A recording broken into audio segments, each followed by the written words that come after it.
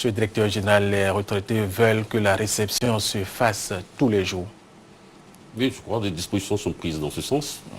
Quand je suis arrivé, j'ai constaté qu'il y avait des jours de réception.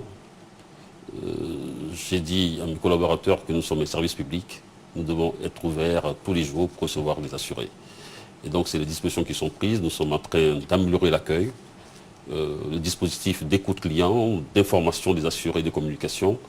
Et donc, dorénavant, la Caisse générale des retraites de l'État sera une caisse ouverte tous les jours à la disposition des assurés sociaux.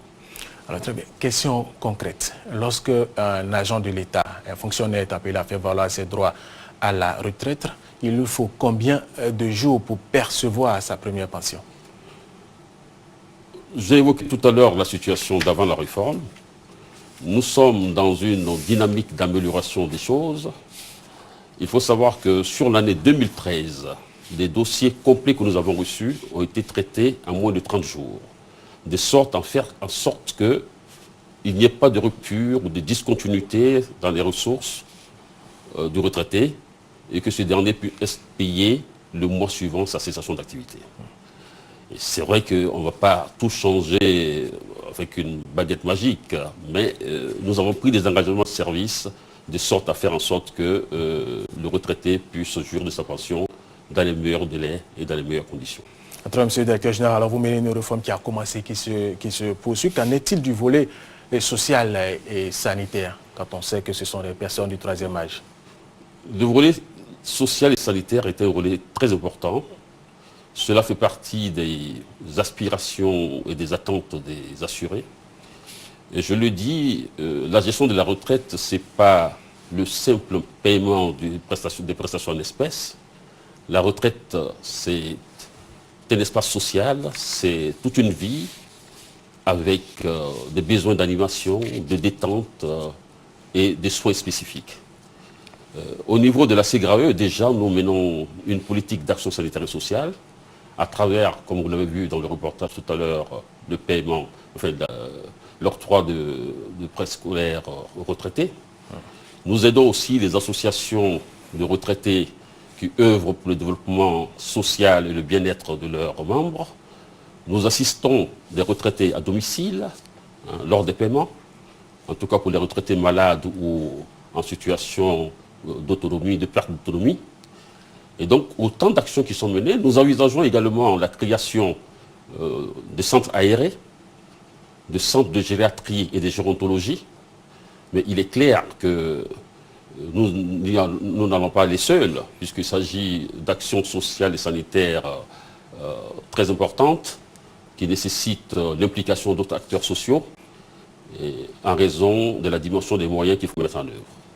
Donc voilà un peu autant d'actions que nous sommes en train de mener et qui vont prendre de l'envergure les années prochaines.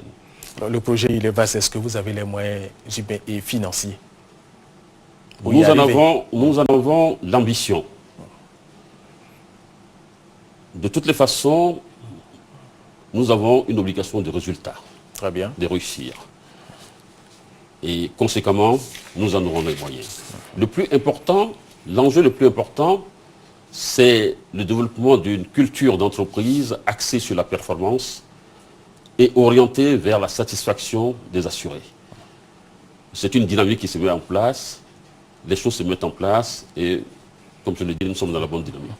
Alors vous disiez tout à l'heure que vous pouvez même vous rendre à domicile pour prester, pour faire payer les pensions des retraités. Est-ce que cela va s'étendre sur toute l'étendue du territoire, quand on sait que quand il y a une telle opération, on commence naturellement par Abidjan?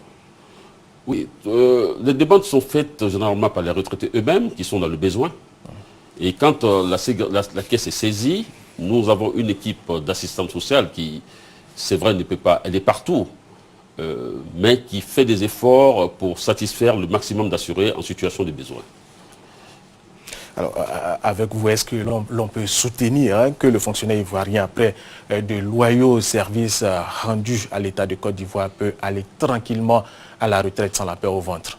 Alors, rassurer tous ces retraités et tous ces fonctionnaires qui tendent vers la retraite, également tous ceux qui sont encore en activité, rassurez-les. La nouvelle CGRAE, aujourd'hui, c'est un nouvel élan social.